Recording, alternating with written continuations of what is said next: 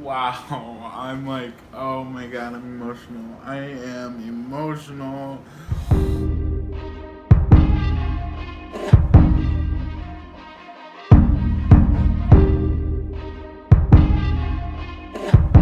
Hello motherfuckers, welcome back to motherfucking channel. Today I'm going to react to MTV Video Music Awards 2009 Madonna Tribute to Michael Jackson.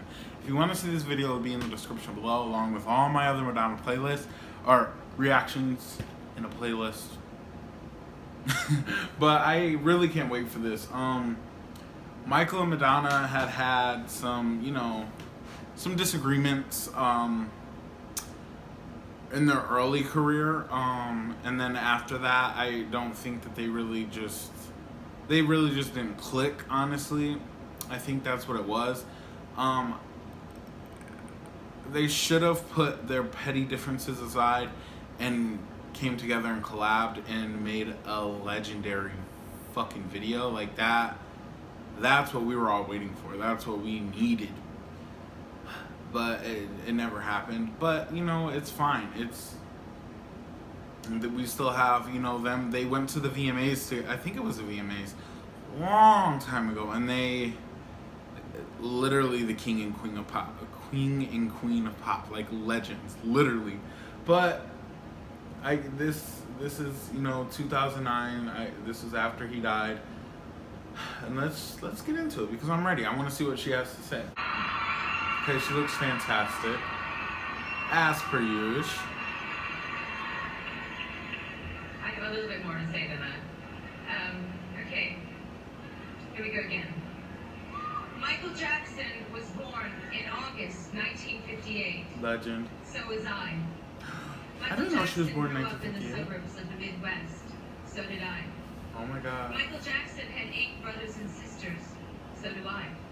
Wow. When Michael Jackson was 6, he became a superstar and was perhaps the world's most beloved child. When I was 6, my mother died. Oh yeah. I think he got the shorter end of the stick. I never had a mother, but he never had a childhood. And when you never get to have something, you become obsessed by it. Mm-hmm. I spent my childhood searching for my mother figures. Wow. Sometimes I was successful. I have the chills right now. But how do you recreate your childhood when you are under the magnifying glass of the world for your entire life? There is no question that Michael Jackson was one of the greatest talents the world has ever known. Facts. Facts. Oh, look at his family. We know the facts. That yes. When he sang a song at the ripe old age of 8, he could make you feel like an experienced adult was squeezing your heart with his words. That the way he moved had the elegance of Fred Astaire and packed the punch of Muhammad Ali. Wow. That his music had an extra layer of inexplicable magic that didn't just make you want to dance, but actually made you believe that you could fly, dare to dream, be anything that you wanted to be. Wow. Because that is what heroes do, and Michael So Jackson was passionate. a hero. She's so passionate about the speech. Very into it. So glad. I can't believe I missed this. In soccer stadiums around the world, he sold hundreds of millions of records. He dined with prime ministers and presidents. Girls fell in love with him. Boys fell in love with him. Everyone wanted to dance like him. He seemed otherworldly, but he was also a human being. Like most performers, he was shy and plagued with insecurities. I can't say we were great friends, but in 1991 I decided I wanted to try and get to know him better. I asked him out to dinner. I said, "My treat, I'll drive, just you and me." He agreed and showed up to my house without any bodyguards. Legend. We drove to the restaurant in my car. It was dark out, but he was still wearing sunglasses. I said, "Michael, I feel like I'm talking to a limousine. Do you think you could take off those glasses so I can see your eyes?" He paused for a moment. Then he tossed the glasses out the window, looked at me with a wink and a smile and said, "Can you see me now? Is that better?"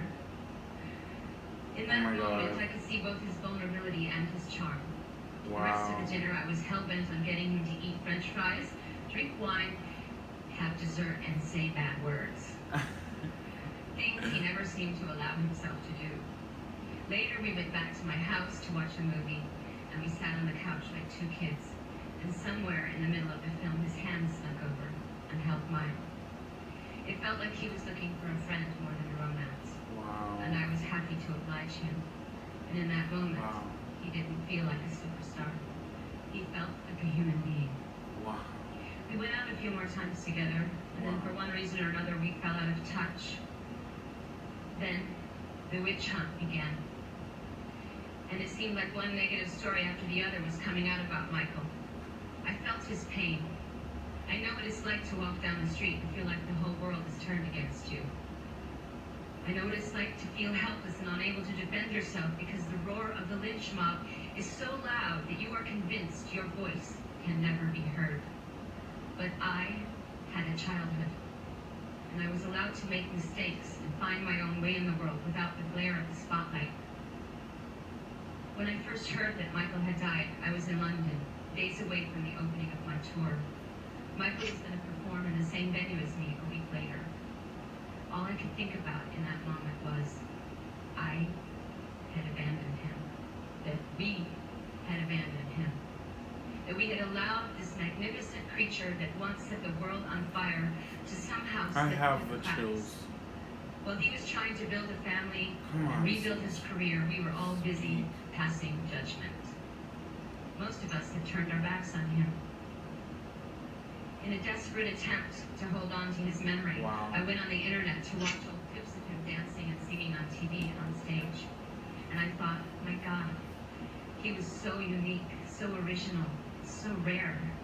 And there will never be anyone like him Never. again. Never. He was a king. Yes. Yes. I have the literal chills right now. Like, I don't want to start crying, but I have chills. She really did this He was speech. also a human being.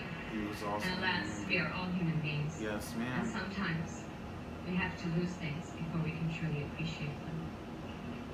I want to end this on a Yes, positive ma'am. note and say that my sons, age 9 and 4, are obsessed with Michael Jackson. There's a whole lot of crotch grabbing and moonwalking going on in my house. And it seems like a whole new generation of kids has discovered his genius and are bringing him to life again. Mm-hmm. I hope that wherever Michael That's is right now, facts. he's smiling about this. Oh my God. I love this so much. My heart.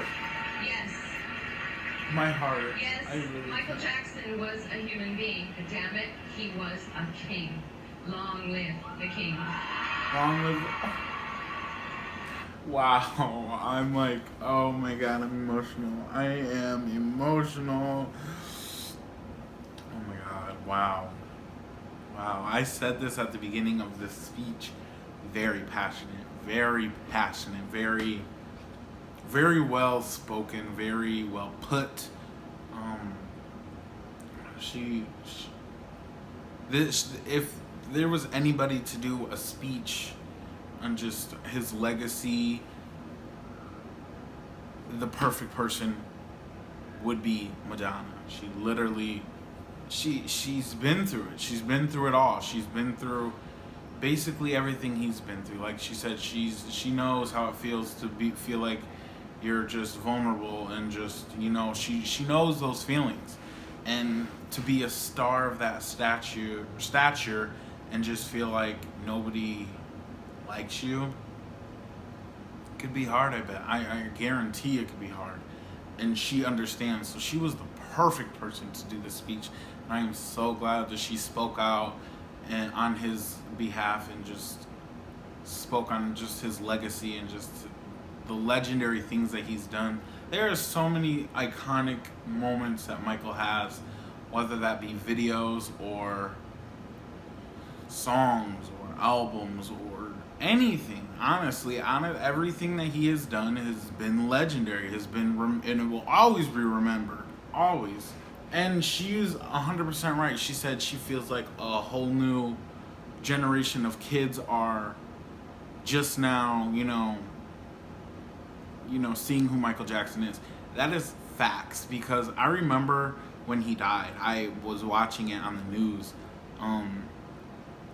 and literally like a week later, my uncle had burned the CD, and it had a whole bunch of his music on it. And then a few days later, we were at the store, and there was a box set of just his videos, I guess. I really don't know. I never even heard of something like that. And we bought it and we watched. Well, I didn't watch the actual videos. I didn't get a chance to, but we listened to the CD, and that's how I know some of Michael's most iconic and legendary hits. That's and after that, like my littlest cousin, she's like 14, maybe 15, I think. I don't even know. I haven't seen her in a while. She's literally a stan of Michael. Literally, there was this girl I went to school with, and she was a stan of Michael. Literally after, like, I mean, I know that's sad and stuff, but when somebody dies, their legacy lives on forever, and it's more stronger than it's ever been, you know. So